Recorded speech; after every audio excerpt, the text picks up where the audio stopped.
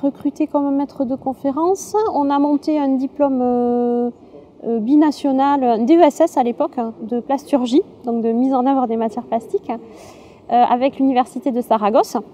Et je parle espagnol, c'était quelque chose qui m'attirait, d'aller voir un peu de l'autre côté de la frontière comment ça se passait, de recevoir des étudiants, d'envoyer nos étudiants à Saragosse.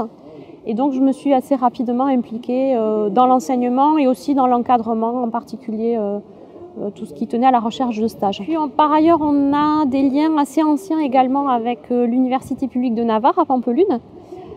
Donc on a des enseignants qui viennent faire des cours donc dans le domaine des métaux, en master sciences et génie des matériaux. Et nous, on va régulièrement donner des cours, donc plutôt sur les matières plastiques, à l'Université publique de Navarre.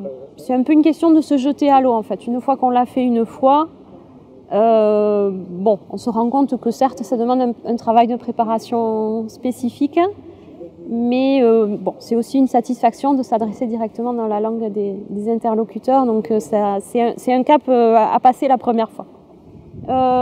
J'essaye de pas trop écrire,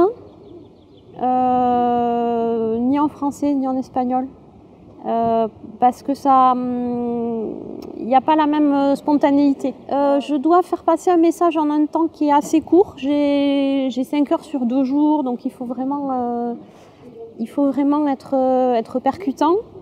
Et peut-être que ça m'a obligée à un effort de synthèse sur un domaine où, évidemment, comme c'est mon domaine de recherche, si on me laisse davantage de temps, j'ai de quoi beaucoup parler, mais bon, faire l'exercice de synthèse en un temps plus court, ça peut être un exercice très intéressant pour faire passer des messages de façon plus percutante.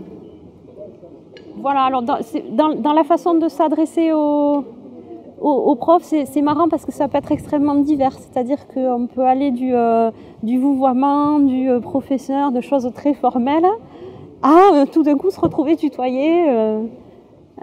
Voilà, c'est assez marrant de ce point de vue-là.